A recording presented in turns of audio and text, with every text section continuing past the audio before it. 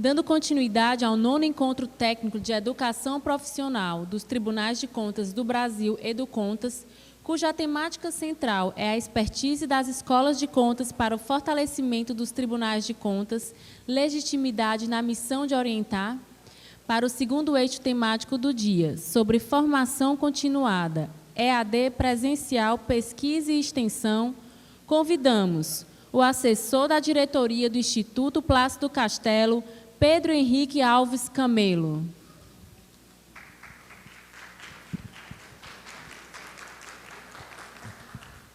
Convidamos para a apresentação de casos práticos exitosos Maria Hilária de Sá Barreto e Paulo Alcântara Saraiva Leão, do TCE do Ceará, com o tema Fronteiras do Conhecimento em Auditoria Governamental, Desafios para o Século XXI.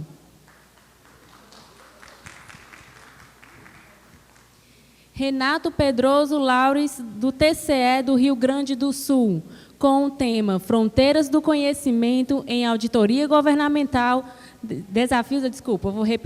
com o tema Curso de Formação de Ingressantes de 2018 em Formas de Avaliação.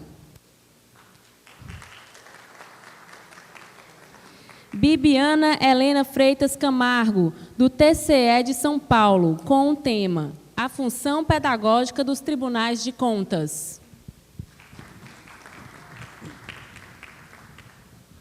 Carolina Bezerra, do Tribunal de Contas da União, com o tema Funcionamento do Comitê de Criação de Capacidades da OLACEFES.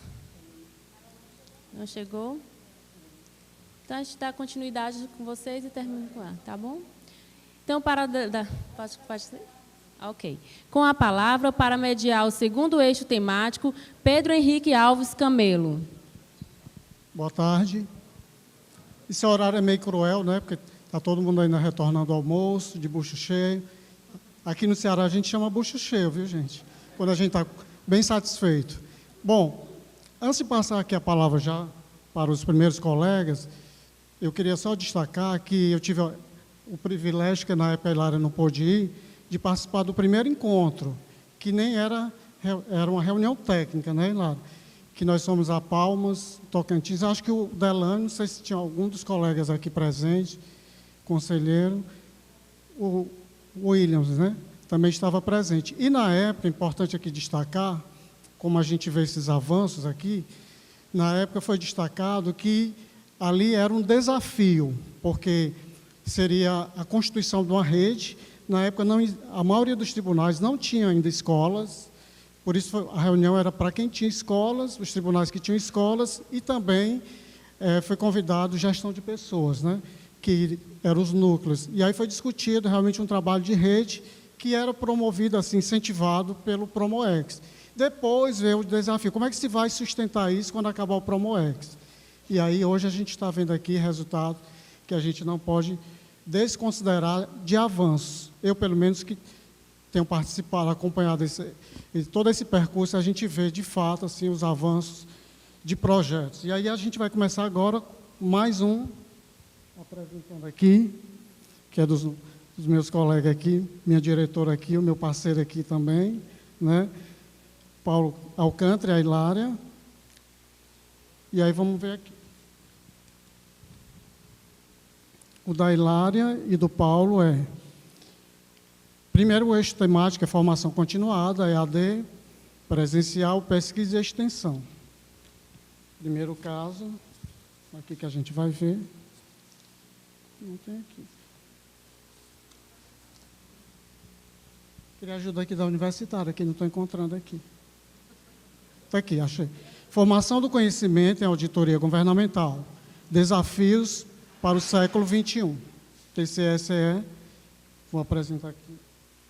Esse parceiro, a Hilária de Sá Barreto, todos conhecem, é graduada em Letras pela Universidade Estadual do Ceará, especialista em controle externo, mestranda em Ciências Políticas e é atualmente diretora executiva do Instituto Escola Superior de Contas e Gestão Pública, ministro Plácido Castelo. Vamos ver agora o Paulo. O Paulo aqui também.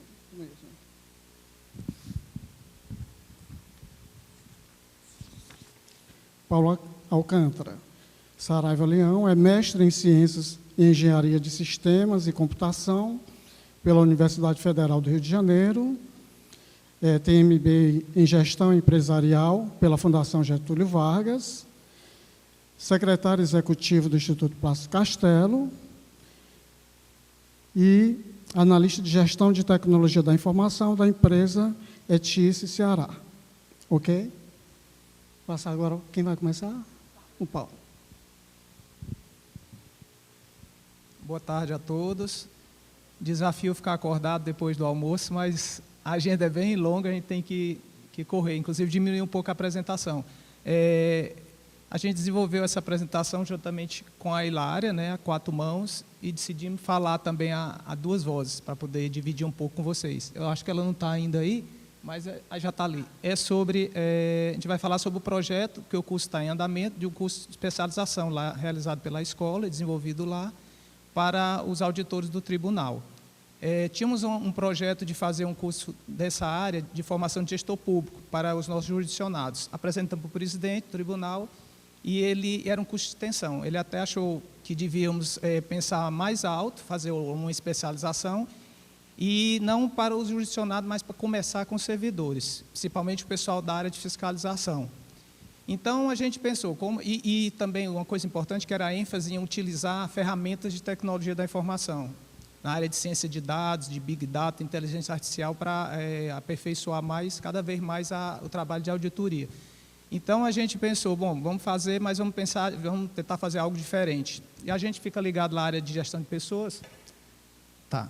A gente que fica ligado na área de gestão de pessoas, acabou pensando o seguinte: não vamos fazer aquele curso meramente técnico de ferramenta, vamos construir ele, a Hilária vai comentar, construir ele de uma forma mais abrangente, né, envolvendo o auditor como pessoa que tem que se relacionar, o ambiente que ele trabalha e também as ferramentas para complementar. E aí a gente começou a estudar como é que poderia fazer isso, e o curso foi dividido em módulos, vocês vão ver mais adiante. Mas, inicialmente, a gente tentou pensar, estudar como é que poderia mudar um pouco, né, aquela forma tradicional de capacitar. Eu acho que eu passei aqui, um segundo. Todo mundo tem um problema aqui com... Lá é melhor passar. A educação do século XXI. Por quê? Porque a ideia era que o desafio que o presidente do tribunal colocou para a gente era que ele queria que o tribunal evoluísse para ter um auditor do século XXI, dentro da nova realidade. Então, a gente começou a pensar, bom, então tem que pensar o que a educação do século XXI está propondo, né? Tem essa figura aí que já não existe mais, esse mundo não existe, já se comentou muito aqui sobre isso, as novas competências, que é um mundo... novas competências que têm que atender esse novo mundo, né, mais dinâmico, mais interrelacionado, mais complexo. E o curso deveria ser... Eu vou ficar em pé para poder ver, para me seguir um pouquinho. Não está aparecendo aqui. O curso, dá licença, o curso deveria pensar nessa nova realidade, né? O professor não é mais o centro na sala de aula. O curso tem que ser pensado, projetado para o aluno. Porque o aluno, está complicado, porque aqui é uma imagem, ali é outra. O estudante, hoje em dia, ele tem como consultar a informação muito mais fácil. Ele não precisa ficar lá escutando o professor falar. Inclusive, o professor está falando, ele já está no celular conferindo se aquilo é verdade, se aquilo está atual, né? Está atualizado. Então, o importante hoje em dia é como saber ensinar como o aluno, aqui é uma educação de forma geral, né? A gente sempre está puxando para aplicar no caso dos tribunais, mas é como você obter informação, onde você obter, como você combiná-las, como você extrair um conhecimento daquela informação. E, principalmente, ensinar a aprender, isso é o grande desafio da educação do século XXI, nesse mundo altamente dinâmico. E, inclusive, a gente vivencia um choque de gerações, onde tem os nativos digitais e aqueles migrantes digitais, né? Nossos filhos já são nativos digitais. Para ele é a coisa mais simples do mundo usar a tecnologia. E talvez para a gente não. Mas isso também acontece dentro do tribunal, dentro de qualquer organização. Tem pessoas que têm facilidade com a tecnologia e conseguem avançar mais quando precisa usá-la, né? E outros não. Então, é um desafio também que nós da escola temos que temos, né, ao introduzir ferramentas tecnológicas, se preocupar com isso. Nem todo mundo está no mesmo patamar ou tem as mesmas facilidades. E nosso curso ele é muito focado em tecnologia.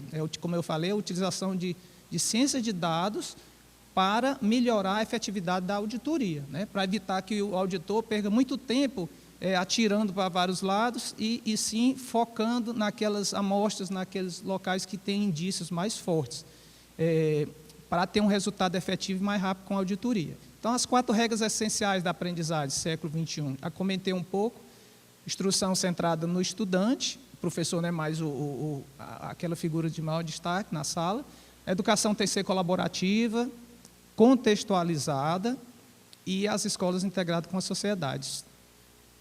Foi um levantamento que a gente fez para poder nortear o nosso projeto do curso, que vai ser detalhado mais pela Hilária.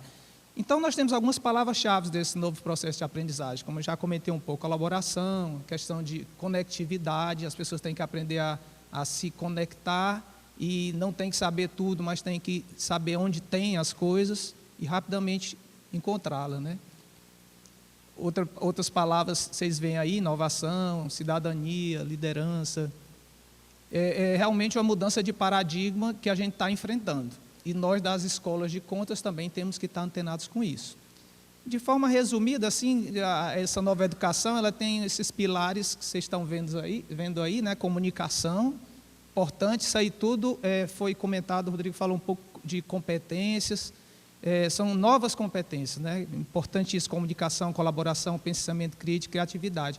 Porque a gente sempre pensou, não é só ter aquela ferramenta, não é só o lado técnico que vai fazer a diferença, vai fazer o diferencial para as pessoas nesse novo mundo.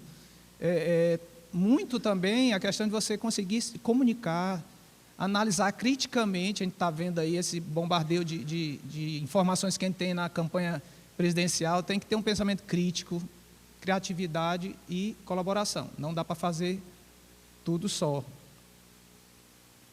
Aí eu agreguei mais 2 conceitos, que é a conectividade, porque o mundo está totalmente conectado, e a questão da cultura. Cultura aí, no caso, eu vou pensar a cultura organizacional. É muito importante para um auditor também, quando vai em campus, entender aquele ecossistema que ele está trabalhando. Talvez ele não possa aplicar os mesmos paradigmas que ele usa em um, aplicar em todos, né? Então, também tem que pensar a questão da cultura, até porque é um mundo globalizado. Então, diante dessa nova realidade, novas habilidades são necessárias.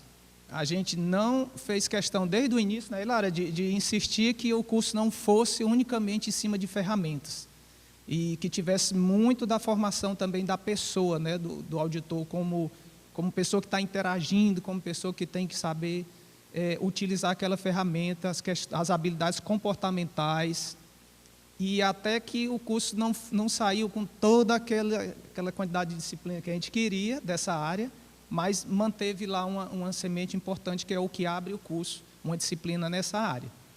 Porque a gente entende isso aí: habilidades técnicas continuam muito importantes, mas não são suficientes por si sós. Inclusive, aí fala até de um conceito dentro de auditoria interna. Sempre aquele termo holístico, né? Pensar de forma holística a capacitação do auditor, que é o foco do nosso curso lá. Então, aí algumas habilidades eu já comentei quase todas, mas a importância de estudar a resolução de problemas, a educação focada nisso aí, ensinar a pessoa a resolver problemas, trabalhar em equipe, também é realmente fundamental. Fluência digital, que sem isso, pelo menos no âmbito de auditoria, fica muito complicado hoje em dia, porque é importante utilizar as máquinas, os softwares, para fazer um trabalho de auditoria, para melhorar a assertividade do auditor. E também para tirar trabalho braçal do auditor ou de todos os colaboradores que trabalham no tribunal, também na área de processo, na área interna, burocrática, digamos assim. E lá o tribunal tem se esforçado muito em fazer essa capacitação tecnológica de todos, né? Aí, novamente, destacando aí a questão da alfabetização ou da educação em ferramentas digitais. O beabá realmente faz parte. E aumento da produtividade. Esse aumento da produtividade tem muito a ver aí com o aprendizado do século XXI, que a gente conseguiu pesquisar. é mais ou menos o que eu falei, tirar do auditor o trabalho braçal, deixa a máquina tentar descobrir indícios que ela pode fazer de forma automatizada, e libera o auditor para tarefas bem mais nobres e de análise mesmo, que precisam a parte da inteligência humana, que, graças a Deus, ainda não é substituída pela máquina. Mas muita coisa do trabalho braçal as máquinas podem fazer. E em muitos tribunais a gente vê que ainda não, né? Ainda perde-se muito tempo analisando detalhes, processos e os desvios maiores e os riscos maiores, todos passando do lado, e o auditor ainda analisando coisa que tem pouca materialidade, pouco risco, pouco impacto. A gente vê que esse tema se fala demais, a literatura imensa, né, sobre essas novas habilidades do século XXI. Design Thinking, a gente tem capacitação lá, pretende continuar usando cada vez mais, e isso foi a base para o desenvolvimento do nosso curso. Concluindo a minha parte, né, essa frase aí do Toffler, que é importante, que faz a gente realmente pensar que quem é que realmente, qual é a alfabetização, quem é a pessoa que está, vamos dizer assim, letrada no século XXI, é aquele que tem que saber aprender, desaprender, quer dizer, derrubar um paradigma total, mitos ou coisas que estavam predefinidas que mudaram radicalmente, disruptivamente, e reaprender a qualquer idade, a qualquer momento. Vou passar a palavra para a Hilária, que foi minha colega aqui da elaboração do trabalho, e aí a gente fica aqui depois para as perguntas. Obrigado. Passa aí, por favor, Paulo. Gente, então, dando continuidade, o Paulo já contextualizou, né, o que motivou isso. Esse projeto realmente foi idealizado pelo presidente do Tribunal de Contas e nos exigiu que a gente chegasse até onde chegamos, né, que o maior objetivo realmente ele quer um auditor autossuficiente, não fique todo o tempo sobrecarregando a parte da TI do tribunal. Ele quer que o auditor do tribunal tenha domínio de todas as ferramentas que seriam necessárias. Então, o curso, o módulo mais pesado, mais específico, ele vai tratar disso. E como nós, né, não poderíamos deixar como pedagogos, como orientadores, nós realmente defendemos que a primeira disciplina ela fosse voltada para a parte comportamental. Isso aí a gente conseguiu, e eu queria realmente, assim, por uma questão de justiça, eu acho que até hoje, dentro dos modos da avaliação que nós fizemos, eu queria dar um crédito aqui bem valoroso ao Sandro Berg, o diretor executivo da escola, que realmente foi o nosso professor do primeiro módulo, da primeira disciplina. Depois, primeiro houve a aula inaugural, com 2 doutores mais especializados na parte de tecnologia, que foi o Rodolfo Prats, em ciências de dados, né? Mas realmente eu gostaria mesmo de mencionar aqui o Sandro Berg. A Silvinha também foi uma parceira quando veio esse sonho dessa realização, né? Porque o Sebastião Elvésio também, o conselheiro, né, tinha muita proximidade conosco e falou a respeito de uma especialização que havia sido feita, né, Silvinha, lá. Então, a gente teve essa proximidade. Depois... Então, e para nossa também felicidade, conseguimos o credenciamento, né? Não sei, vocês já perceberam que lá é um pouco diferente da de vocês, mas lá na escola a gente tem 2 diretorias. O Chicotável, ele ficou bem envolvido também com essa parte aqui do credenciamento, foi, né, assim, para a gente realmente agilizar e já realizar a especialização com esse credenciamento. Fala assim o nome dele porque realmente teve a participação. Todos nós juntos, né, contribuímos. E aí, eu vou chegar agora na história específica do curso, né? A idealização já falei aí, e as áreas envolvidas, né? Foi a diretoria executiva, a diretoria de ensino e a assessoria da presidência, porque também teve um assessor da presidência, o Gleison, que participou conosco. Eita, e aí, os antecedentes do curso Sim, anteriormente, a gente tinha pensado num programa que o Paulo já falou, pode até ser que eu repita, porque quando depois vai falar, às vezes a gente esquece, mas a gente, antes disso, a gente dialoga com as áreas.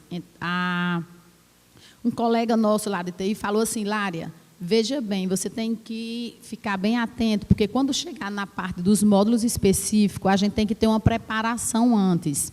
E aí foi feita essa preparação de quê?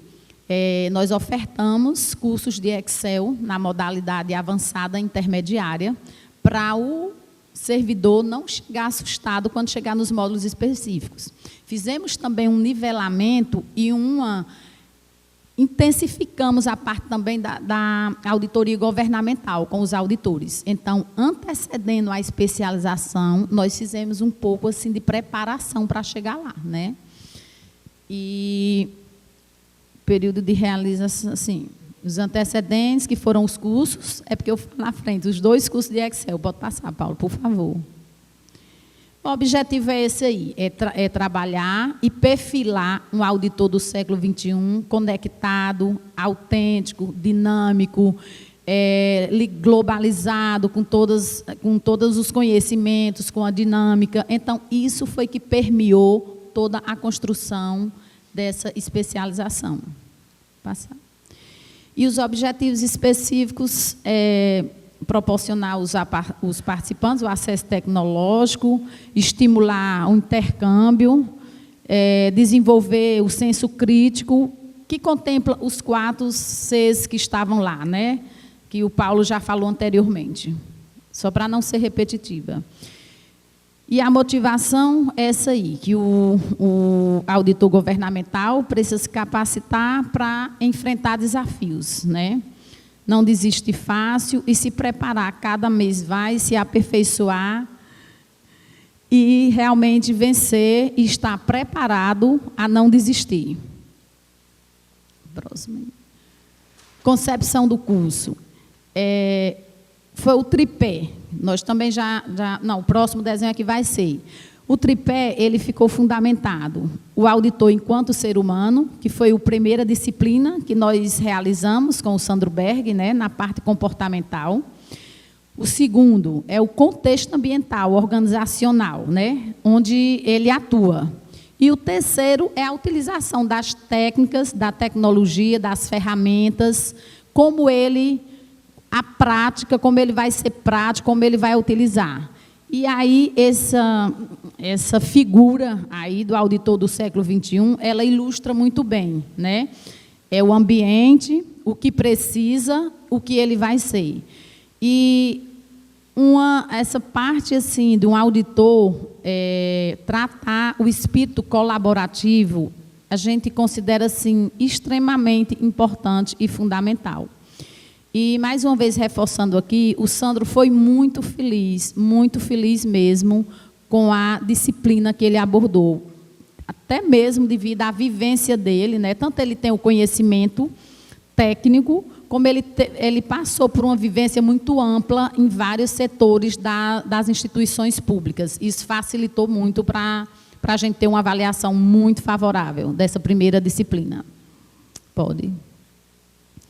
Agora são os módulos aqui, né? O módulo 1 é o perfil comportamental do auditor. Eu não queria ler mais, não. Vocês querem que seja lido ainda o módulo 3, porque eu já falei, de uma forma geral, o que foi que permeou.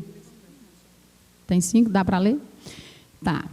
Então, o que é um auditor governamental, né? Então, foi o que se baseou. E essas premissas que estão aí foram que foram baseadas para a gente desenvolver a grade de disciplinas, certo? Com esses questionamentos. O que é um auditor governamental? Como ele atua, né? Quais as competências para enfrentar os desafios do século XXI? E o objetivo aí é aprender, né? Apresentar as competências. Lê ali um pouco para mim, Paulo. Para que o auditor do século XXI obtenha o desempenho individual e de equipe no ambiente organizacional do TCE. O segundo, o que permeou a motivação do módulo 3. 2. Eu acho que é minha vista, viu, Paulo? Não está boa, não, minha vista. Está lendo aqui. Não. Prefiro ficar para cá. Já estou minha voz horrível. Eu vou ler nesse aqui, porque não está muito legal para eu... Então, aqui, ó, no módulo 2, né? Em qual meio está inserido o auditor? Aquele ambiente, o tripé que eu falei. Como é o ambiente profissional, onde desenvolve o seu trabalho? Quais os processos? Então, esse daí, a grade e disciplina do módulo 2, foi a gente olhando para cá e construindo cá. O módulo 3, esse é o mais pesado, o módulo 2, né? O módulo 3 é técnicas, ferramentas, dados para a atuação do auditor governamental do século XXI. A motivação é como utilizar e gerenciar os recursos, técnicas, ferramentas e processos para desenvolver suas atividades de um auditor.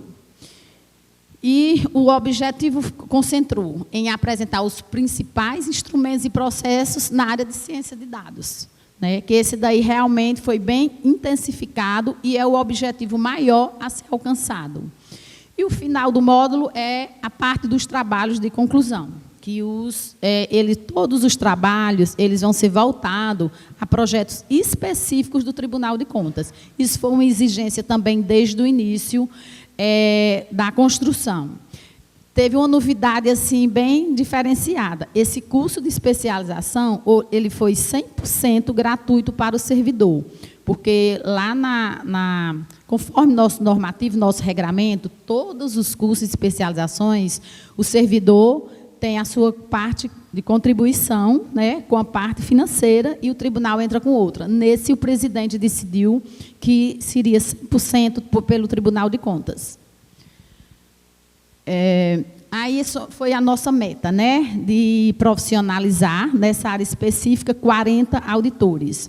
A gente passou por um processo seletivo, lançamos edital, ficamos com 58 ou foi 60 inscritos, e aí a gente foi estabelecido regras para selecionar e a gente ficar com esse quantitativo. Carga horária 384, e tem essas exigências aí de aprovação, que é um regramento normal que permeia todos os nossos projetos pedagógicos, né, de cursos, que é o normal aí. A estrutura metodológica do curso, né, baseada em modernas abordagens da educação para o século XXI. Competência, habilidade, fluência digital. Acho que teve um quadro aqui que o Paulo já mostrou essas habilidades aí. Comunicação, análise crítica, espírito colaborativo, resolução de problemas, comunicação, criatividade. As aulas são expositivas, elas acontecem lá no Tribunal de Contas. Praticamente 90% do quadro dos docentes, eles são de fora, certo? A gente tem convidado, todos os docentes vêm Rio, São Paulo, alguns vamos ter da casa também, mas esse especificamente, a gente está com 88% de docentes que vêm de fora. Temos oficinas, workshops, metodologia da aprendizagem. Deixa eu ver o que é que mais destacado aqui para você. Estimular a interação e colaboração entre os alunos durante as atividades. E, realmente, o objetivo bem destacado é a formação holística do auditor do século XXI, um auditor governamental comprometido, com dinâmicas desenvolvidas, com perfil adequado para realmente enfrentar o que um Tribunal de Contas, dentro do que foi já tanto debatido, né, nessa tempestade de informação, de ideias, e que a gente está constantemente nas atualizações, né, e enfrentando o que se precisa enfrentar dentro de uma corte de contas. Aqui foi um registro da nossa aula magna. Nós convidamos 2 destacados profissionais que são também docentes, o Rodrigo Prats e o Sérgio Cortes. O tribunal também ele tem um sistema SAS, que foi adquirido, que é uma ferramenta bem poderosa lá, utilizada para essa parte de cruzamentos de dados. E um desses aqui, o Sérgio Cortes, ele participou de algumas reuniões referente a essa tecnologia, né, a SAS. Isso motivou também ele participar desse momento aqui. Eles fizeram uma explanação muito boa na aula inaugural. Foi a primeira vez que a gente convidou 2 professores, né, para fazer, depois de várias outras especializações e mestrados que nós fizemos. Aqui é um momento de atividade em sala, nós já estamos na parte prática. Para isso, a gente precisou montar uma sala com pranchões equipadas, né, lá, para que houvesse, a partir de agora, todas as aulas serão dessa forma aí, aulas práticas, utilizando esses pranchões. Aqui foi o programa curricular, né, de, primeiro, o comportamental, essas outras são todas as disciplinas. Eu prefiro deixar aqui, depois que vocês vejam, do que estar, né, falando um a um. A do módulo 2, módulo 3, e esse daqui continua ainda, e a última do trabalho científico. Se vocês perceberem, o módulo 3 é o módulo mais específico dessa especialização. Métodos quantitativos aplicados à auditoria, 1, 2, esse daqui é o que a gente considera de maior análise de eficiência. Eu tenho um colega lá que ele fala assim, Lara, começa a gerenciar a partir de agora. Se o pessoal não correr aqui, não corre mais não. Porque ele acha assim, que esse aqui é o módulo, né, mais específico, mais pesado para se enfrentar. Mas até agora ninguém saiu não, viu, gente? Ninguém correu. Sim, o curso também foi planejado aí dentro do nosso projeto pedagógico, dentro do planejamento estratégico do tribunal, né, porque quando a gente teve as oficinas do planejamento estratégico, já foi contemplado essa possibilidade aí da gente realizar essa especialização. Acho que findou, né, Paulo? Tem mais algum? Sim, pronto. Então, gente, aí é nossa experiência, né? Eu acredito que dará, que já está dando certo, né? E será uma de muitas. Cada vez mais a gente vai precisar estar se atualizando, se conectando e sendo ousados mesmo, né? Realmente foi a primeira especialização que nós, né, fizemos com essa especificidade aí, de análise de dados. Obrigada. A gente vai deixar para o final a parte do debate, e aí vamos deixar os colegas aqui também assistindo aqui as apresentações. Convidar aqui também para a mesa aqui do debate a Carolina Bezerra, do TCU, por favor. Está aqui. Depois ela senta ali. E agora a gente vai ter a participação, curso de formação de ingressantes 2018 e as formas de avaliação do TCE Rio Grande do Sul. Quem vai apresentar é o Renato Pedroso Lauriz. Vou ler aqui o currículo do Renato. Carolina, só um minutinho. O Renato é vice-diretor da escola do TCE do Rio Grande do Sul e tem graduação em Ciências Econômicas pela Universidade Federal do Rio Grande do Sul. Com a palavra, o Renato.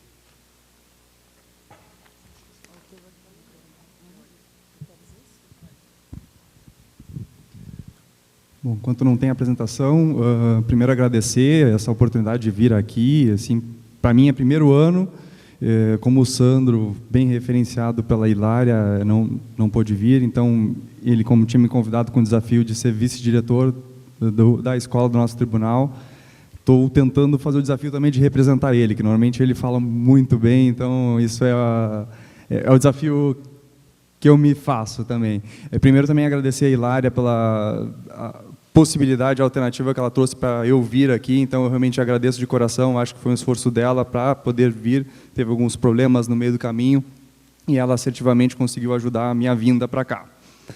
Então, vocês vão se perguntar, de alguma forma, assim, olha, que curso de formação de ingressantes, possivelmente, a realidade de vocês deve estar acontecendo o mesmo que hoje está acontecendo com a gente, restrições orçamentárias, e talvez não se está nesse momento de ingressantes, embora vai sempre ter que se renovar e, de alguma forma, vai ter novos ingressantes. Mas eu vou fazer mais ou menos uma retrospectiva do que a gente fez desde 2010 e colocar uma questão que hoje, nesse curso de formação de 2018, a gente fez. Mas o curso de formação de ingressantes, a sistematização que a gente fez, ajudou não só para esses cursos de formação. Eu acho que serve para outros tipos de iniciativas de capacitação, que a gente junta vários grupos para tratar um tema que é comum a todos e que precisa trabalhar em massa e ser aplicado. Então, esse é o espírito que eu quero relatar e conversar com vocês. Outra questão desse curso, até para mim é uma felicidade, assim, uma situação diferente, porque ao mesmo tempo que eu estou apresentando um produto que existe na escola, eu fui um dos capacitados há 6 anos atrás. Então, eu estava inserido diretamente, fui um dos beneficiados naquele momento. Então, é um relato tanto do ponto de vista institucional como escola, como alguém que experimentou essa figura do CFI, que a gente chama, e os resultados que eles se apresentam, que se apresentaram e espero que se apresentem cada vez mais. Então, digamos, a origem dessa sistematização foi em 2010, 2 edições com 30 ingressantes, com uma carga horária de 90 horas, aula, específico para engenharia civil, que eram os auditores de engenharia civil. Lá a gente tem um cargo, as formações, o concurso é direcionado para determinadas formações, então tem engenharia, contabilidade, eu na área de economia, direito, enfim, TI, então é compartimentado o concurso. Então, nesse caso, para esse objetivo, o que se pensou em 2010 ao formatar um curso com maior carga de conteúdo e a leitura que se quis trazer e que como evoluiu no decorrer do tempo. Então, a ideia foi assim, então, realmente tinha uma necessidade de curso de formação, muito mais porque o edital, o próprio concurso em si, traz pessoas muito boas, e ao longo a gente viu muitas pessoas entrando com uma capacidade técnica excelente, mas sem um grande conhecimento de prática. Então, eu também era uma realidade nesse sentido, sem conhecimento de prática, se inserindo dentro de um contexto, de uma cultura de um determinado órgão. Então, esse era o princípio, esse era o espírito que a gente quis trazer ao fazer um curso com uma carga até bastante elevada de horas, mas que a gente entende que deu bastante resultado e trouxe, digamos assim, e eu já estou antecipando algumas coisas que eu vou falar no decorrer, um momento de inflexão do ponto de vista cultural também. Então, essa conflito, eu diria um conflito bom de gerações, de momentos que, então, se aproveitar daquelas experiências de outros, mas também aproveitar aquelas pessoas que estão chegando com outras ideias, mas se inserindo dentro do contexto e da cultura já instituída na instituição Tribunal de Contas do Rio Grande do Sul. Então, um pouco essa foi a proposta, essa foi a iniciativa em 2010. Então, só para exemplificar temas tratados, naquela época, eu acredito que o Sandro foi um dos atores, eu nem estava no tribunal naquela época, mas o Sandro, pelo fato até de ter sido convidado recentemente, mas se preocupou com essa questão do comportamental. Isso também é um assunto caro que a gente entende que é importante trazer um pouco esse olhar da figura, da postura do auditor, a partir do momento que a gente entra no tribunal sem ter essa dimensão. E pegando a realidade, por exemplo, nossa, não sei como é que é a realidade de cada um, mas só relatando nossa experiência, a gente tem 9 regionais, então o nosso estado tem 497 municípios. Nessas regionais, normalmente o auditor ele é visto como uma autoridade máxima e muito respeitado, então tem todo um zelo que a gente pretende e preza de já contextualizar para os colegas que estão chegando, principalmente pessoas novas, que nunca tinham até então experimentado um serviço ou serviço público, alguma coisa assim, essa dimensão. Então, em alguns lugares onde se coloca a postura que tem que ter, tem um certo zelo e um certo cuidado que se tem que ter. Então, eu acho que isso ajuda e contribui para a imagem da instituição como um todo. Então, principalmente por isso que a visão comportamental a gente enfatizada e nos outros cursos a gente também trouxe. Questão de contabilidade pública, questão de ferramentas de TI, só que o ponto principal, e eu acho que talvez o grande ideia e o foco é a questão prática, que o Rodrigo tinha falado, e em todas as apresentações a gente tem comentado a questão de realmente incentivar a prática, então com estudos de caso, então reforçar bem esse foco. Então, já pensando na perspectiva em 2010 para a Copa de 2014, então era essa, talvez a grande leva de auditores de engenharia foi nesse sentido, já focando como o Tribunal do Rio Grande do Sul ia se inserir para acompanhar as obras que estavam sendo realizadas na Copa de 2014 no Rio Grande do Sul, especificamente Porto Alegre. Então, outros temas que foram tratados.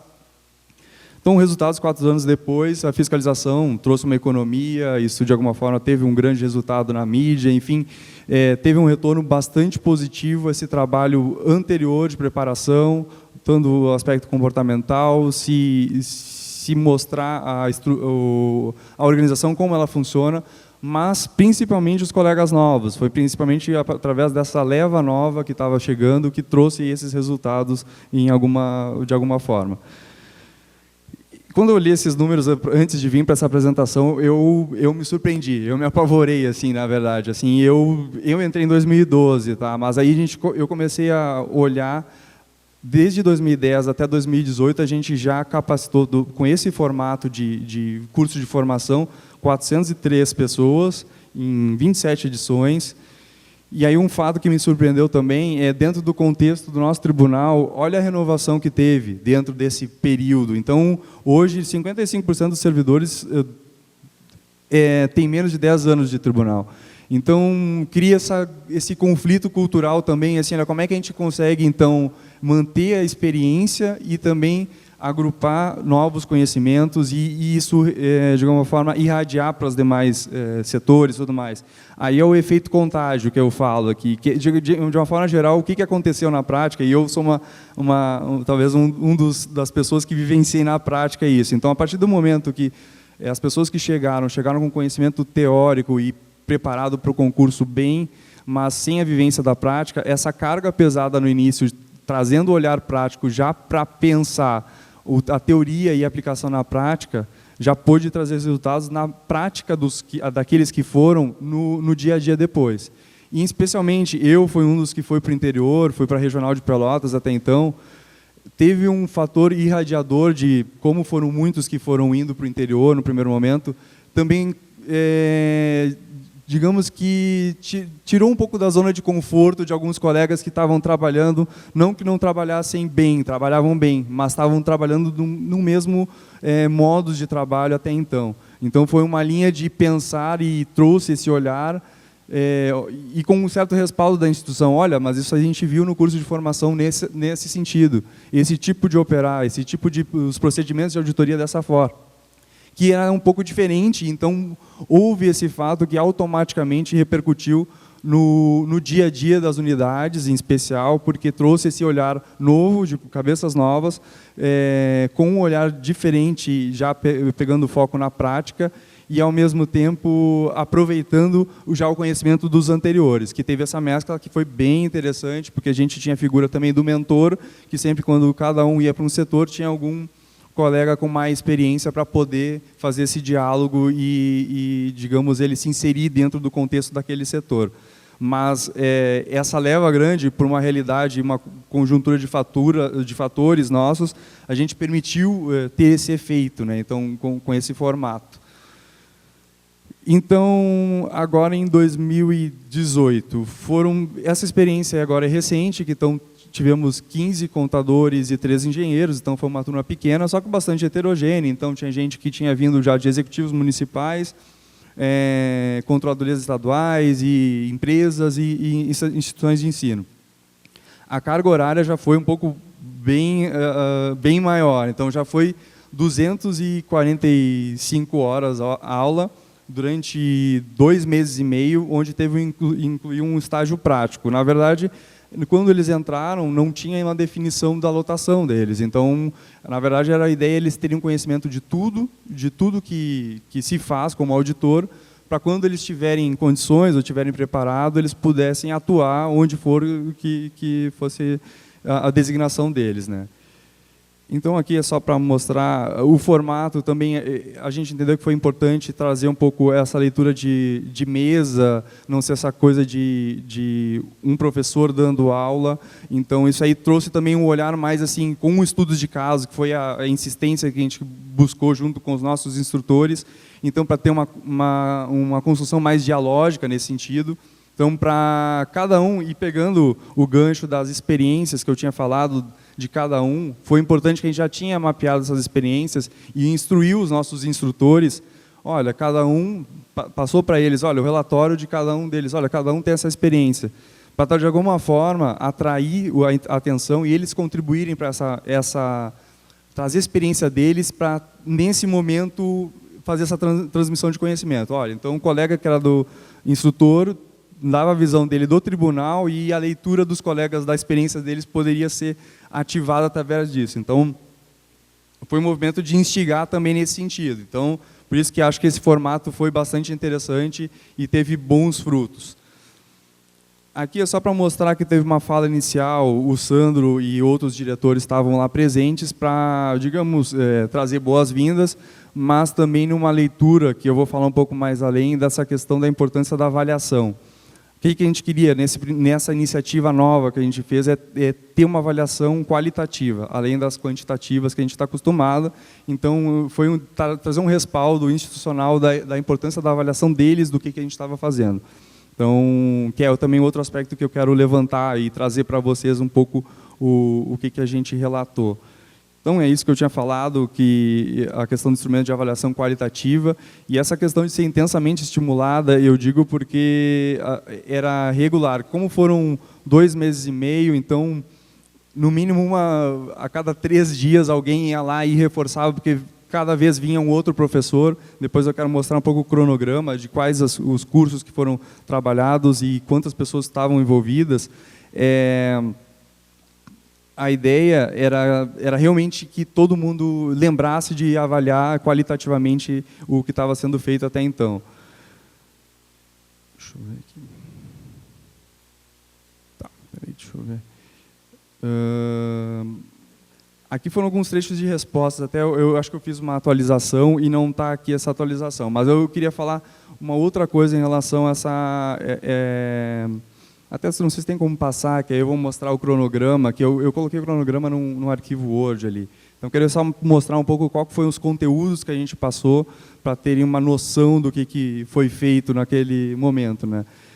E na verdade, assim, só para também contextualizar, foram 48 auditores, a gente não tinha professores assim regulares, mas são auditores com experiência de campo, que cada um na sua especialidade foi trazido, e a partir do mapeamento também de trabalhos que esses colegas já tinham feito, que a gente selecionou, ou por algum sentido eles já tinham tido experiência, então a gente selecionou para poder trazer essa experiência prática. Então foi nesse sentido que a gente buscou 48 colegas na área técnica. Então, e assim, um fato interessante que desses 48, 21, que dava mais ou menos 40%, foram provenientes de cursos de formação. Então, colegas que até então tinham feito curso de formação, a partir do momento que se especializaram, se capacitaram, alguns entraram junto comigo em 2012 e hoje estão participando e foram selecionados para poder compartilhar essas experiências, e dessa forma a gente entende que conseguiu ter ganhos, e acho que a cada ano foi tendo ganhos maiores, porque foi um ciclo. Então, de alguma forma, a partir do momento que estava trazendo mais pessoas que estavam experimentando coisas novas, estava agregando maior conhecimento, aprimorando procedimentos que até então a gente tinha. Então, isso foi um ciclo que foi se mantendo, que se resultou nessa questão. Então, hoje, 21 desses 48 que foram escolhidos e participaram, estavam nos CFIs que a gente realizou nesse período. Então, só para contextualizar, então, na primeira semana a gente fez tanto a parte comportamental, como a parte de organizacional, de conhecimento da organização, então, para eles terem um conhecimento aproximado de como se divide, como é que são os setores. Então, esse primeiro momento foi mais de se inserir, se imergir no que é o tribunal. Então, depois passou a ter vários cursos relacionados a áreas técnicas, trabalhando o aspecto também do juiz, no caso, o conselheiro. Então, o Renato Azeredo é conselheiro substituto. Então, ele, por exemplo, na sexta-feira, ele ficou dedicado a ter o ponto de vista, o olhar do julgador, do ponto de vista das contas. Então, a gente trouxe várias iniciativas. Por favor, pode passando um a um, só para mostrar para vocês como foi no período de Copa do Mundo. Vocês viram que tem o período ali que a gente ficou ausente ali. Então, do ponto de vista, assim, a quantidade de conteúdo foi bastante extensa, envolveu, digamos, o esforço de coordenação e organização foi bastante exaustiva. Isso é um fato, é um relato que a gente compartilha com vocês.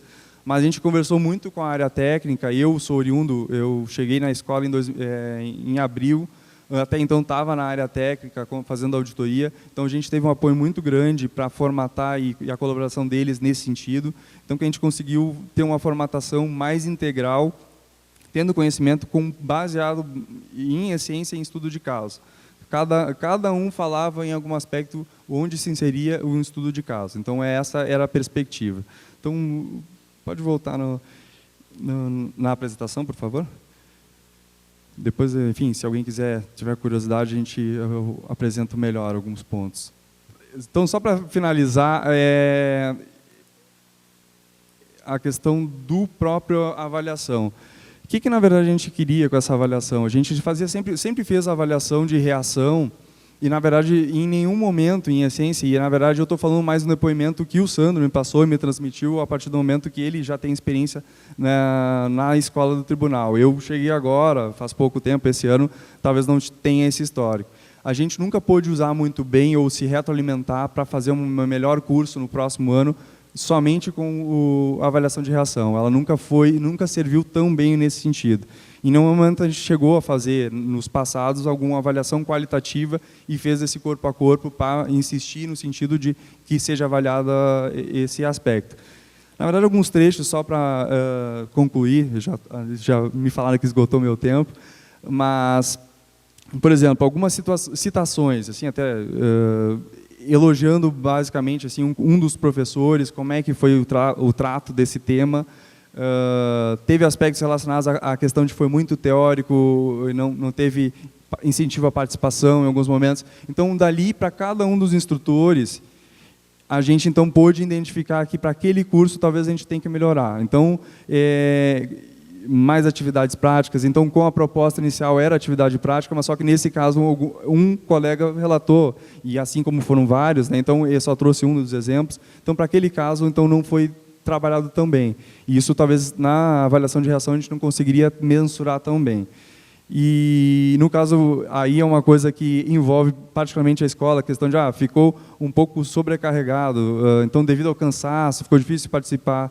Aí é uma parte que envolve diretamente a nossa coordenação e aí é os erros e acertos que a gente talvez internamente tem que avaliar. Então, olha, talvez naquele período a gente fez algo que se estendeu muito mais, não observou certas questões de tempo, poderia ser mais pesado. Então são pontos que a gente enxergou a partir dessa análise qualitativa.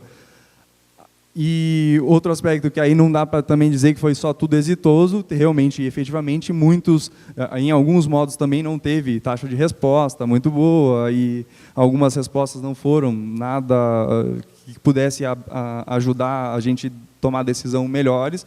Então isso é fato, é natural do processo, mas é importante colocar esse desafio que tem e vai sempre ter, talvez a gente tenha que aprimorar mais nesse sentido.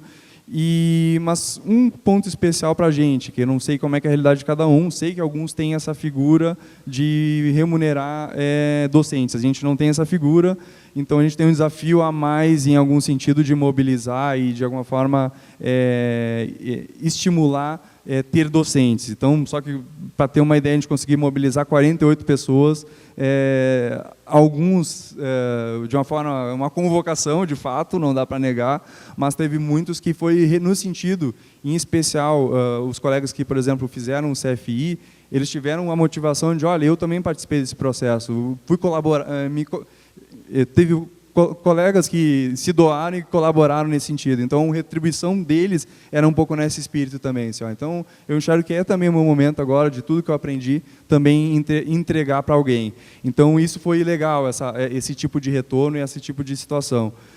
Então, a gente tem uma limitação em relação à remuneração, então a gente tem que trabalhar com incentivos não financeiros. Então, aí é mais matérias no sentido de valorização pelo reconhecimento, essa ideia de que, na nossa realidade, já temos salários bons, mas falta um a mais que a gente precisa dar, e eu acho que aqui a questão de alguns textos, alguns artigos, tem a McKinsey que fala muito nessa questão de motivação além da questão financeira, e é um pouco também da fala que eu acho que é inspirada um pouco com o Sandro, que a gente conversa muito, nesse aspecto comportamental, essa questão da inspiração, a questão de como motivar essas pessoas a talvez fazer parte e nos ajudar na escola, como instrutores.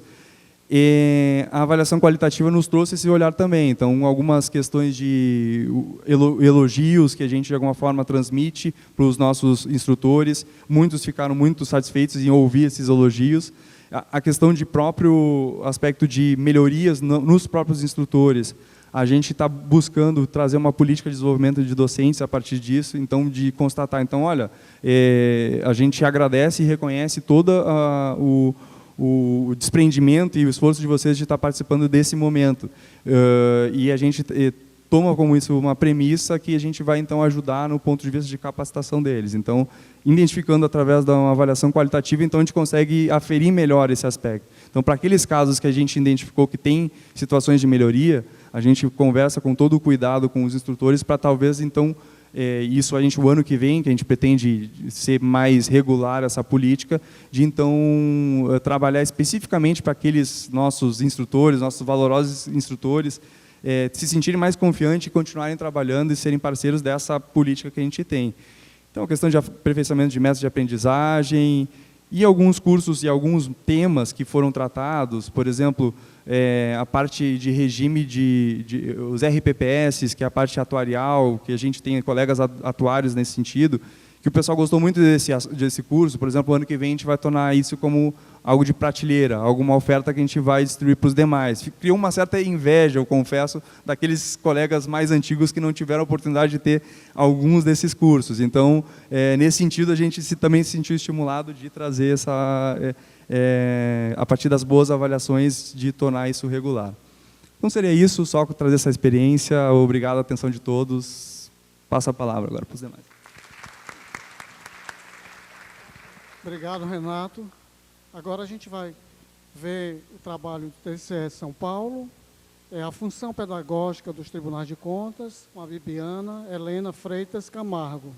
Ela é coordenadora da Escola Paulista de Contas Públicas do TCE São Paulo e é especialista em política e representação parlamentar pelo CEFOR, Câmara dos Deputados. Obrigada.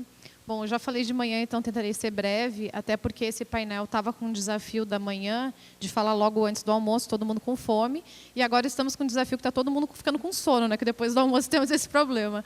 A sorte é que aqui em Fortaleza o café é forte e o ar-condicionado da sala também, então dá uma ajudada para manter o sono, espantar um pouco do sono. De qualquer forma, minha apresentação, então, é sobre o papel pedagógico dos tribunais de contas, das escolas. Eles estão com um probleminha técnico ali, mas em breve vai ser sanado, eu vou adiantando, então. E a minha apresentação é mais uma reflexão com todos vocês que também fazem parte desse corpo de escolas de contas, desse papel, dessa modificação do perfil das escolas. Isso eu percebi nitidamente lá na experiência do Tribunal de Contas do Estado de São Paulo, de a gente passar de uma escola reativa, no sentido de atender a demanda de treinamento interno e atender a demanda dos jurisdicionados, para uma posição mais propositiva. Ou seja, a escola ser um espaço de oxigenação de novas ideias, a escola propor novos temas, inclusive impactando no trabalho da fiscalização. E, nesse sentido, enquanto eles preparam ali o slide, eu vou estar enrolando um pouquinho mais, tem duas atuações, até fazendo um gancho com a apresentação do Renato, duas atuações que eu acho que está mudando um pouco o perfil da Escola de Contas de São Paulo, que são as seguintes. A primeira seria nesse sentido dos cursos de formação. A gente tem feito nos últimos 3 concursos também cursos de formação. Fizemos para o nível médio, o concurso que teve para nível médio, eu estava comentando com os colegas antes, a gente teve 76 mil inscritos para 100 vagas no cargo de nível médio, e desses 100 que foram selecionados, somente 2 não tinham nível superior. Dessa quantidade de pessoas que entraram, tinha 5 engenheiros do ITA, num concurso de nível médio. Então, a realidade do cenário de emprego brasileiro é bem preocupante, assim. Para o nível superior, agora, nosso concurso ele não é para provas específicas das carreiras, então a gente abre para economia, contabilidade, engenharia e direito conjuntamente. E nesse último concurso... Obrigada. Nesse último concurso, também teve uma demanda de quase 90 mil inscritos para 100 vagas, para o concurso de agente, que para os outros tribunais é auditor, a gente não tem essa uniformização de nomenclatura ainda. E dessa vez entrou muito engenheiro e muito contador, acho que é pelo perfil que foi essa prova. E a escola, nesse processo todo de curso de formação, além da elaboração do material didático do curso, também teve um papel muito importante na parte de seleção de perfil.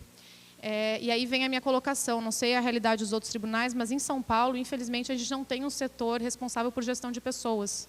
Lá a gente tem um departamento de pessoal, que faz a parte de folha de pagamento, a parte mais burocrática, digamos assim, de recursos humanos, mas não tem essa parte que pense qualidade de vida e, enfim, esses mecanismos de incentivar o servidor público. E a escola acabou assumindo um pouco esse papel.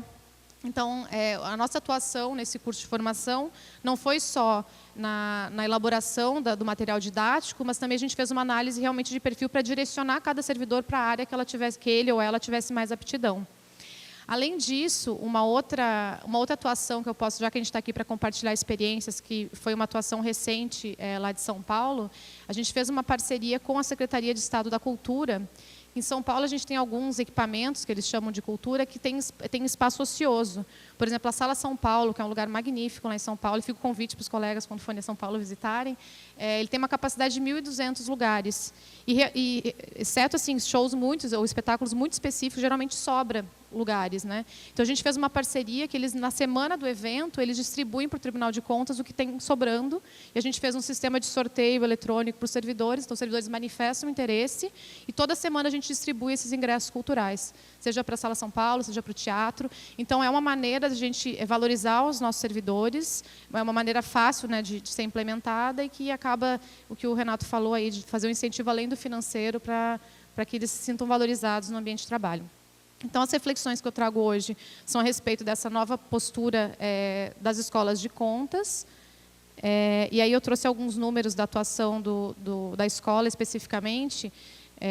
A gente tem explorado bastante a questão da transmissão dos cursos em tempo real. Então, a nossa participação online tem aumentado de modo bastante significativo. Então, esses são os dados do ano passado. Tivemos em torno de 30 mil participantes presenciais e 5 mil participantes online. A gente consegue mensurar, então, a dimensão que os cursos estão tendo. Ali também fizemos os atendimentos da biblioteca, de 13 mil acessos, né, tanto eletrônicos quanto presenciais. Acho que esse é um debate que a gente pode começar a ter também nas escolas, o papel das bibliotecas. Lá em São Paulo, a gente está repensando como estruturar a biblioteca, como ter uma biblioteca que faça sentido para o tribunal, que seja uma biblioteca atualizada, que os servidores façam uso de fato. Então, de repente, é um tema que a gente pode explorar para os próximos encontros. E, além disso, o que eu havia falado, então, dessa atuação mais propositiva das escolas de contas, aí a gente tem uma atuação interna, que seria o tribunal olhando um pouco para dentro das necessidades do que o tribunal precisa. E também, aí eu coloquei ali a apresentação da manhã, o Observatório do Futuro, como sendo os novos temas, como que a escola pode oxigenar novos temas e que podem impactar na fiscalização. Do Observatório, a gente teve uma resistência inicial, até podemos dizer assim, a Manuela apresentou de manhã, quando a gente chegou falando, olha, tem uma temática nova, Agenda 2030, os diretores já falaram, não, o que é isso? Não sei nem o que é ONU, como vocês querem trazer isso para o tribunal? Então, essa mudança cultural, o papel da escola de sensibilização é muito grande, de implementar esses novos temas e fazer com que faça sentido para o agente que está em campo, fiscalizando o município, implementar aquelas medidas. E, além disso, nossa atuação externa, aí a gente tem uma série de ações, eu separei algumas delas para apresentar hoje aqui. Sei que algumas aqui, a maioria, na verdade, já são implementadas por outros tribunais, então vou tentar apresentar algumas peculiaridades do caso de São Paulo. A primeira que a gente trouxe seria a UDESP, que seria daí um treinamento mais voltado para fora, é o sistema de auditoria eletrônica que recebe esse banco de dados dos jurisdicionados, e esse curso ele tem uma demanda absurda. Assim. A Silvia até comentou que ela conhece o Portela, eu brinco com o Portela, Silvia, que ele é um campeão de audiência. A gente abre esse curso, em 2 dias já está esgotado, 400 vagas, tivemos agora na segunda-feira um curso de Audesp, e a grande sacada do curso que o Portela e o Schneider montaram é fazer uma abordagem mais prática. Eu acho que a grande reflexão que a gente tem para as escolas é que está saturado esse modelo somente de ensinos teóricos. Tanto o jurisdicionado, eles querem mais saber como funciona no dia a dia, como que é a aplicação prática. Então, o nosso curso, esse de Audesp, a gente é dividido em 2 partes. A primeira parte, que é um tutorial, que seria um nivelamento de todos os jurisdicionados, e aí é uma aplicação super prática, abrindo o sistema ali na hora e mostrando. E um segundo dia, que daí tem o pré-requisito desse tutorial, que seria somente de tirar dúvidas. Eles ficam 3 horas tirando dúvidas pontuais dos inscritos. Então, essa abordagem prática, eu acho que é um elemento que as escolas têm que cada vez mais implementar em suas atividades. O segundo é o controle social dos conselheiros municipais, que também já foi mencionado aqui no painel anterior. Os conselhos municipais, embora não seja a atuação precípua do tribunal, em São Paulo a gente tem esse entendimento que é nosso papel, sim, dar os instrumentos para que eles consigam fiscalizar. E aí não é a gente fiscalizar no lugar deles, mas dar os instrumentos para que eles próprios possam desenvolver essas atividades. E fizemos um recorte, a gente viajou o estado inteiro desde 2017, e fizemos um recorte pela área da saúde, por ter tido o entendimento de que era a área mais carente por informações. Então, as capacitações são focadas nos conselhos municipais de saúde e chegamos no... Foi até engraçado, né? Engraçado / triste, né? No primeiro encontro que fizemos de conselhos municipais, tinha alguns conselheiros que não sabiam assinar o próprio nome. E daí a gente já estava com a apresentação montada, foi uma realidade assim, muito chocante para a gente, e a gente teve que adaptar totalmente o curso, de uma linguagem assim, que estava, num primeiro encontro, muito técnica, para uma linguagem cada vez mais didática e cada vez mais levando para a realidade dos conselheiros. Então, esse canal de aproximação do tribunal com a sociedade é muito importante. Eu já recebi um aviso ali de 5 minutos, então vou apressar um pouquinho aqui.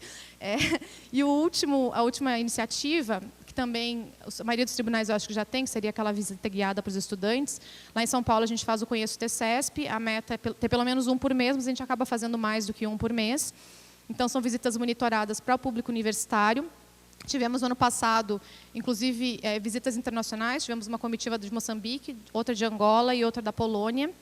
E a peculiaridade do caso de São Paulo, além da visita em loco, a gente tem um pré-requisito que é um curso em EAD, que é um curso de 20 horas, que eles fazem prévio à ida ao tribunal. Então, eles recebem 2 certificados, um pelo curso que chama Conheço o TCESP e outro pela visita guiada.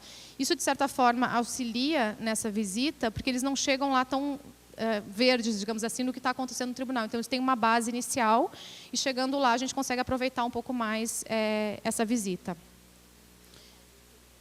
Por fim, aí terminando, essa reflexão que eu fiz do papel das escolas, passa muito por algumas mudanças no mundo. Eu coloquei uma foto aí, eu queria saber se alguém sabe o que é isso aí. Alguma ideia? Bom, essa foto é de 2005, foi a indicação do Papa na época. Então, é a rua onde ficam todos aguardando sair a fumaça lá do Papa, no Vaticano. Olha ali no canto direito, está vendo ali um celular daqueles que abria? Eu lembro que meu pai tinha um desse, eu achava chiquérrimo, ele abria o telefone assim para falar, não sei se algum já teve. Isso foi em 2005. A última nomeação do Papa foi essa.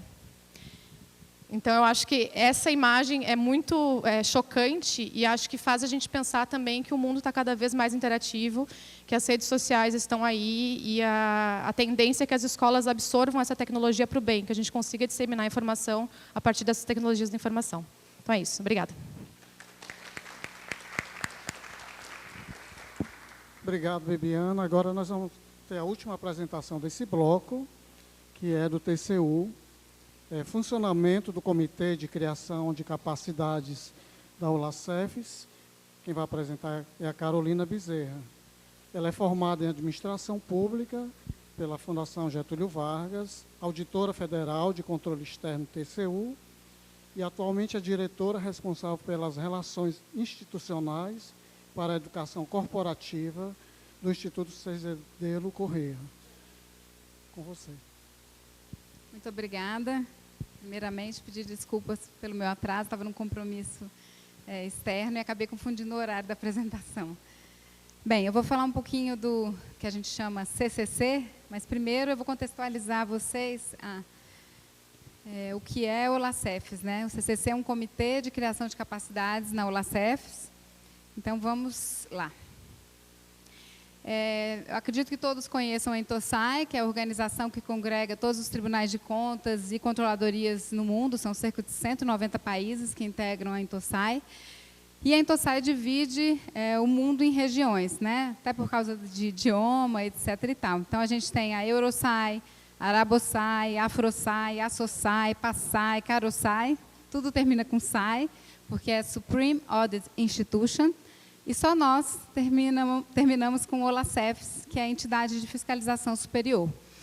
A nossa região é o Caribe, a América Latina e Caribe. Como, então, está o CCC? O CCC, aqui está o Olacefs, eu dei um retrato genérico. Tá? A Olacefs tem 5 comissões, eu coloquei aí os países que presidem as comissões, temos comissão de meio ambiente, temos comissão de governança, enfim. Temos o Comitê de Criação de Capacidade, que atualmente o Brasil está presidindo, a gente preside há 3 anos, fomos reeleitos agora para mais 3 anos. Temos o Comitê de Regras, enfim, e temos 3 grupos de trabalho, por exemplo, temos grupo de trabalho de obras, e assim vai. Essa é a Constituição da Olacefs e assim é mais ou menos a Constituição de todas as demais regiões, inclusive a Intosai. A Intosai também tem um Comitê de Criação de Capacidades, enfim. Ops, passei demais. A missão, qual é a nossa missão lá no CCC? É desenvolver tanto as pessoas quanto as instituições dentro da Olacefs, nas FS da Olacefs. Essa é a nossa grande responsabilidade. E contribuir, é lógico, para a melhoria e o aperfeiçoamento da administração pública. Quando a gente assumiu, em 2016, a gente se candidatou em 2015, ganhamos, aí em 2016 assumimos. Quando a gente chegou, o que a gente se deparou? A gente já participava, naturalmente, do comitê, mas não como presidente. E o que a gente via? Vários cursos sendo ofertados, sem muita coerência, né?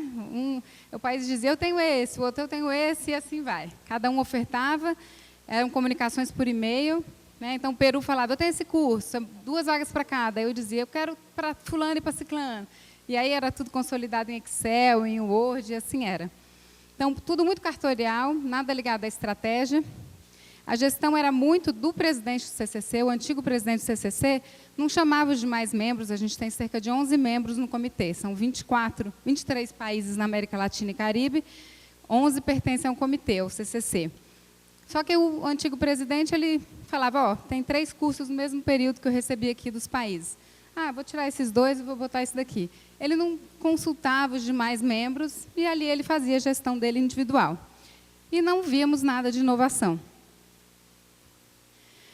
O que fizemos, ou estamos tentando fazer, né? Quais foram os nossos desafios?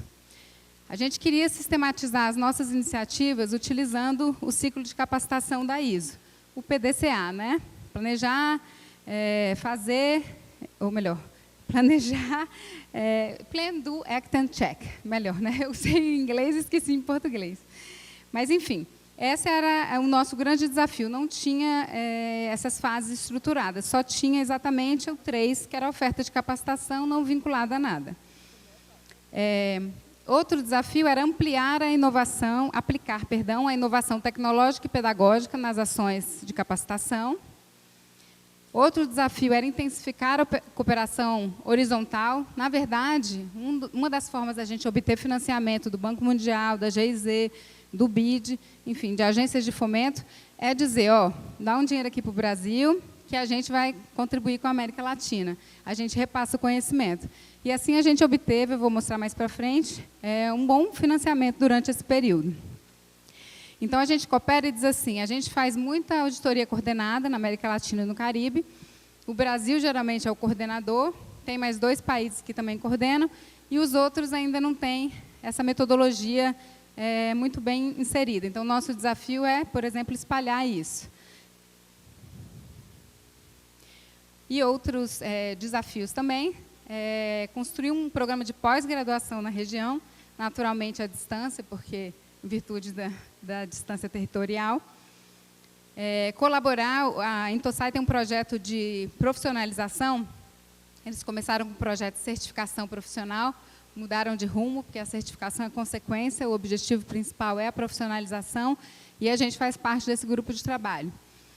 E também desenvolver programas de formação em áreas de auditoria, a gente começou muito pelo meio ambiente, e fortalecer o protagonismo do CCC no âmbito da Intosai. Bem, então, como a gente começou a trabalhar?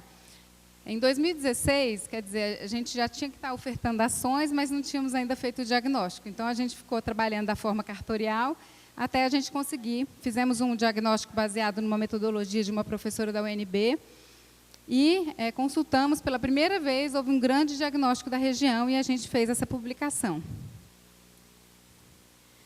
O diagnóstico tem uma metodologia, eu botei 2016, agora a gente está repetindo em 2018, já foi consultado cerca de 1.500 servidores da América Latina e do Caribe, fora as agências de fomento, fora os gestores das instituições. Tem uma metodologia que depois a gente pode compartilhar. Bem, depois do diagnóstico feito, a gente desenhou o plano de capacitação. Esse é o plano de capacitação 2016-2018, com base no resultado do diagnóstico.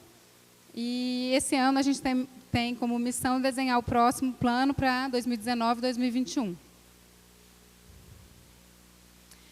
Bem, o plano de capacitação, os grandes pilares, ele tem o que lá dentro?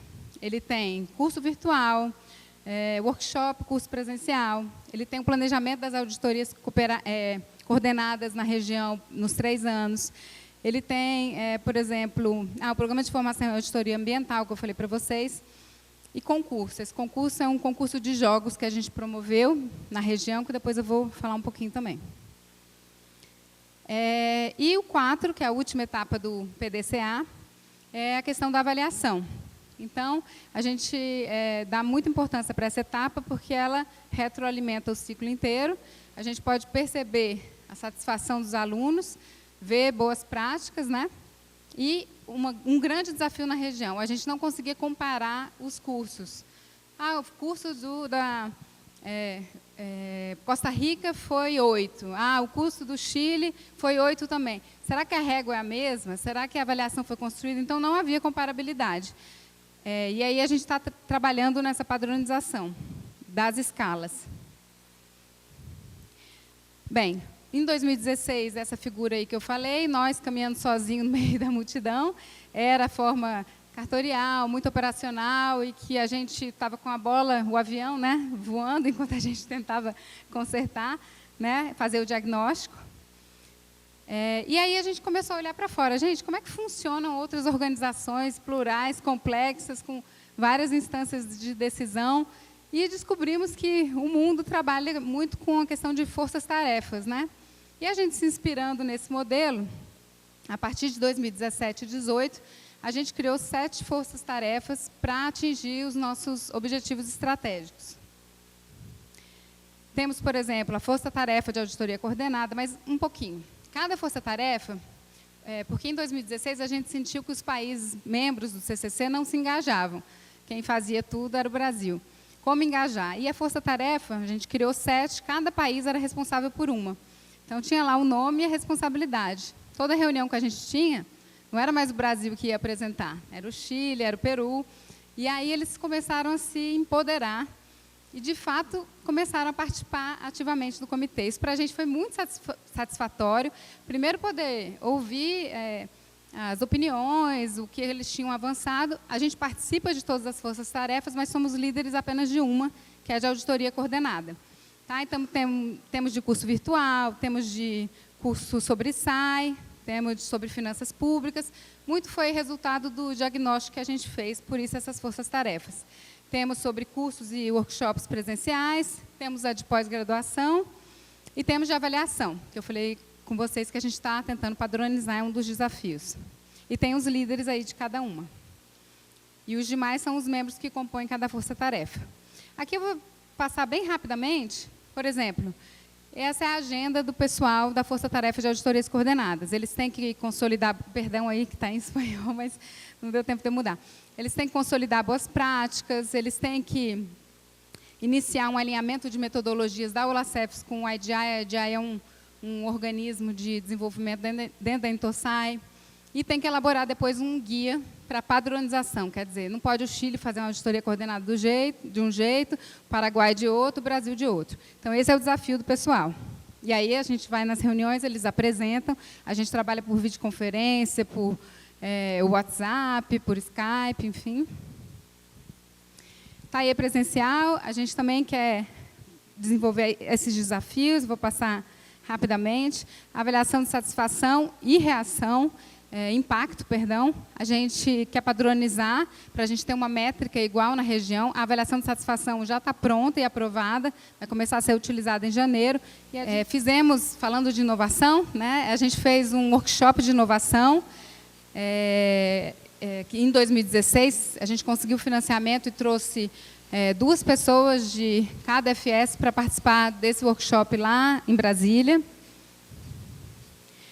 Curso de Design Thinking também é uma ferramenta, né, uma metodologia ligada à inovação, e a gente também conseguiu financiamento para trazer o pessoal da América Latina e Caribe para Brasília e capacitá-los. Esse foi um resultado muito bom, porque o pessoal ficou tão contagiado que nos convidou, pagou a ida da equipe de inovação para desenvolver projetos como, por exemplo, ajudar no planejamento de uma auditoria. A gente já está fazendo o planejamento de auditoria no TCU usando a metodologia de Design Thinking. E aí a gente já teve o convite de 2 países para desenvolver isso lá também. Bem, esse que é o BID, financiou então o workshop de inovação e o workshop de Design Thinking. Esse é o concurso de jogos. No TCU a gente faz muito fomento a aplicativos cívicos, né? Aplicativos sociais, enfim. E lá a gente resolveu lançar um concurso de desenho de jogos. Na América Latina inteira foi um grande desafio. Sempre tudo que a gente faz é português, espanhol, às vezes tem que fazer inglês por causa dos financiadores. Então, tudo que a gente trabalha é com pelo menos 2 ou 3 idiomas. Então, a gente lançou um edital dizendo que a gente queria que projetos que desenvolvessem jogos, jogos sérios, que são jogos voltados a controle social, enfim, que tivessem alguns critérios, seriam financiados. 33 projetos foram apresentados, 13 seguiram os critérios, ganharam Minha Pequena Cidade e Hasta La Vista. São jogos muito bacanas, eu já tive a oportunidade de ver, a gente está lançando ainda esse ano. E vai ter em português e espanhol. Esse daqui foi um sistema de gestão educativa que a gente desenvolveu o ano passado, implantamos esse ano. Esse sistema é o seguinte, como eu comentei com você, tudo era feito por e-mail, né? Então, a gente... eu quero uma vaga tal, eu mandava um e-mail, o fulano queria uma vaga do Brasil, eu dizia, e ficava aquela bagunça para consolidar a questão gerencial. Então, um pessoal lá de TI do TCU desenvolveu esse sistema de gestão educativa. Lá a gente gerencia todas as ofertas, inscrição, enfim, distribuição de vagas, por exemplo. Antes era 2 vagas para cada país. Aí, se a Costa Rica não pedia, por exemplo, e eu queria 4, eu não ficava sabendo que a Costa Rica não tinha pedido, e aí o curso ficava sobrando vaga. Hoje, esse sistema, ele diz, eu posso botar, por exemplo, tem 2 vagas, eu boto 10 pessoas, e eu priorizo. Se sobrar vaga, ele vai puxando as outras para cima. E lá tem relatórios gerenciais, enfim, certificado. A única coisa que não faz aqui é a questão da realização do curso em si, que é na plataforma de cada país. Mas a parte administrativa fica aqui. Aqui são alguns dados gerenciais. Agora não quer. Pronto. Aqui é um curso sobre finanças públicas, né? PEF é uma metodologia internacional do Banco Mundial, e a gente tinha isso levantado no diagnóstico como uma necessidade, e realizamos esse curso no Peru, com o apoio do Banco Mundial. Está aqui. E o Banco Mundial também já nos apoiou em outras demandas. Seminário Internacional de Análise de Dados, eu não sei se alguém aqui teve a oportunidade de participar em Brasília, que foi o mês passado. Você foi? Você viu, né, a grandiosidade lá que é? A gente já está na 4ª edição. E a gente trouxe também, conseguimos financiamento para trazer alguns colegas da América Latina. As pessoas apresentam trabalho, uma banca avalia qual o trabalho que vai ser apresentado, né? As pessoas submetem. E é um seminário que tem surpreendido a gente. A gente tem visto muita coisa boa na administração pública, utilizando geotecnologia, enfim, coisas muito bacanas que têm acontecido.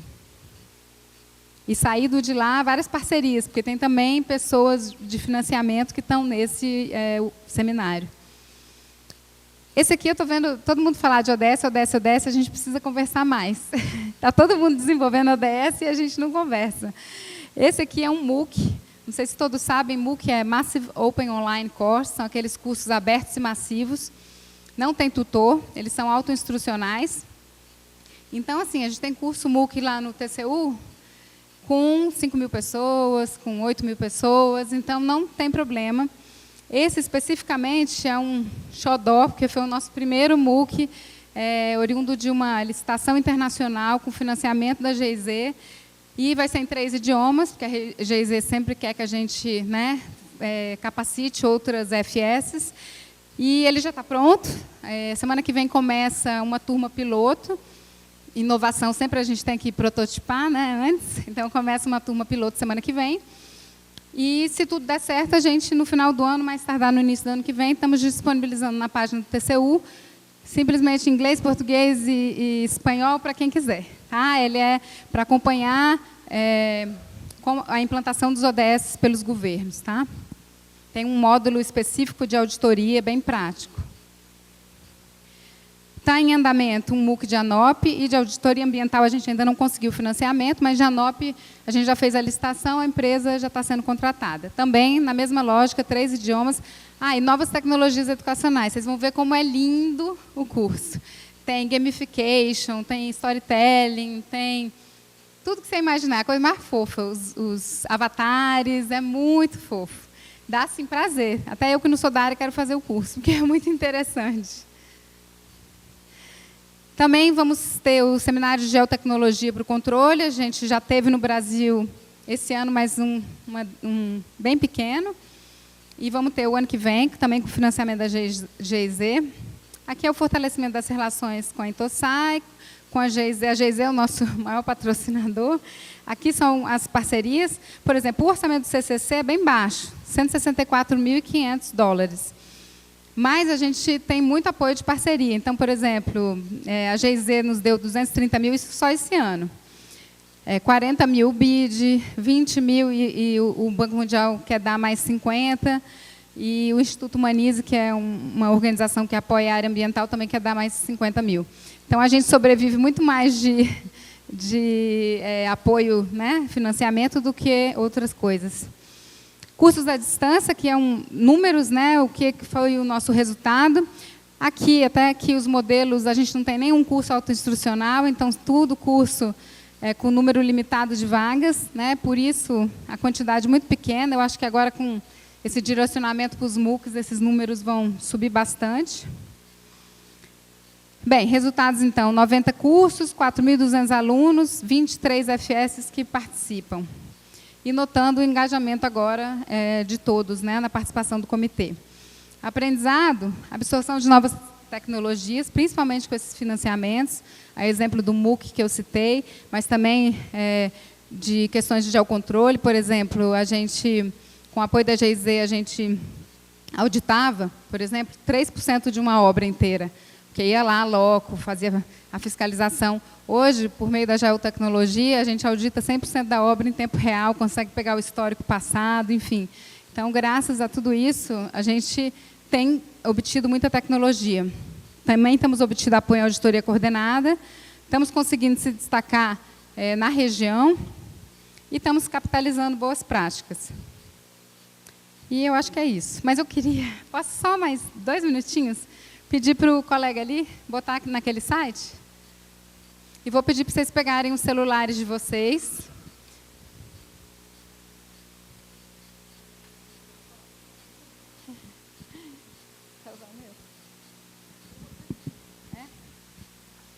Pronto, pode botar no present. Bem, gente, vou pedir para todo mundo acessar esse site, que chama www.mente.com.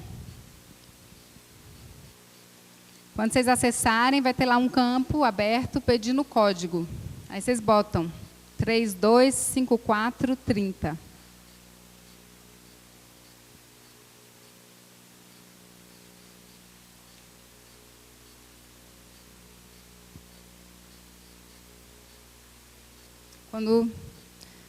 Vou dar mais uns 20 segundinhos aí para ver se todo mundo entrou. O site chama www. O código está aqui, ó, 325430.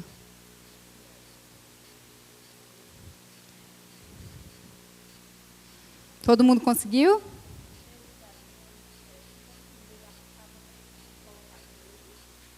Não. Eu acho que entrou no... Não, acho que não foi esse, não. É mente com I. Pessoal, é mente com I. I de igreja. Tá vendo ali escrito?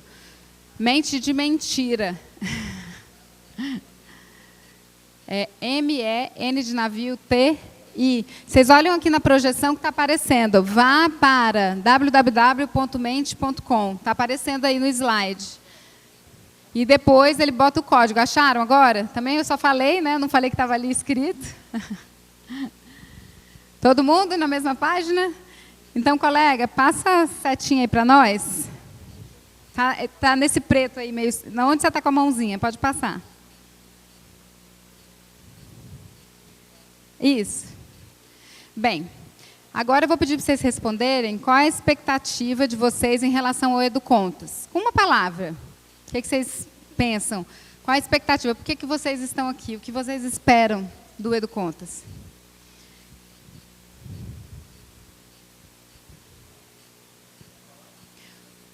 Pode ser duas. O melhor é uma que a gente visualiza melhor.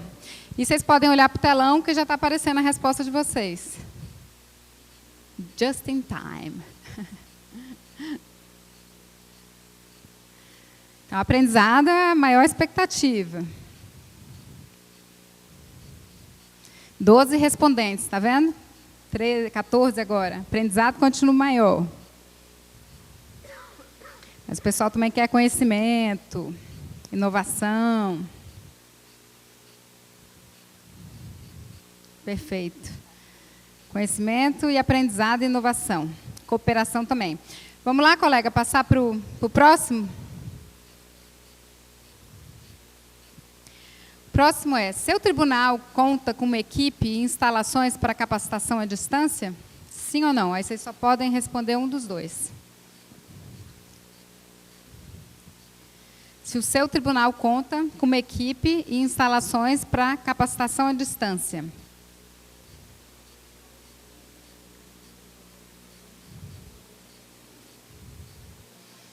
Ó, tá bem equilibrado aí, mas a gente tem um pessoal bom para ajudar os demais, né? Excelente. Aqui, gente, a gente pode mapear várias coisas. Eu acho que é a última, né? Vamos ver, colega, passa mais um, por favor. Essa é a última pergunta. Quais são os fatores que têm dificultado que seu tribunal apoie outros tribunais para desenvolver ações educacionais? Aí também, com uma palavra, por exemplo, não tenho apoiado porque eu não tenho tempo, não tenho apoiado porque as pessoas não têm interesse nos cursos, enfim. Os cursos são ofertados e seus servidores não participam. Qual é a dificuldade? Vontade do pessoal, burocracia, financeiro, questão financeira, tempo, orçamento, né, que é o financeiro também, interação e tempo disponível, tempo, não sei, gostei dessa. Política, questão política, burocracia, né? Pode rolar para baixo aí, colega, para a gente ver mais resposta. Tem uma setinha para baixo, para baixo. Aí. Aí, então, interferência política, falta de orçamento, visão estratégica, desconexão. Então, pessoal, eu quis mais apresentar essa ferramenta para você. Eu nem estruturei muitas perguntas. Acho que pode ir para a última, na setinha. Colega. Bem, aqui é... Frente, no frente? Então, na verdade, eu nem... Não é? Na verdade, eu nem fiz muitas perguntas estruturadas. Eu quis mais apresentar essa ferramenta para vocês. A gente conheceu numa reunião da Intosai. O pessoal estava usando... a minha amiga de inovação, que é a diretora de inovação lá no TCU, ela já deu uma apresentação inteira só aqui no Mente Mira, então todo mundo fica lá na apresentação. Usem e abusem desse site. Tem uma licença que é gratuita, mas você quase não faz nada, e tem outros tipos de licença. Agora você não vai precisar mais passar papelzinho, Hilária, você já pode perguntar por aqui para o pessoal. Gente, obrigada.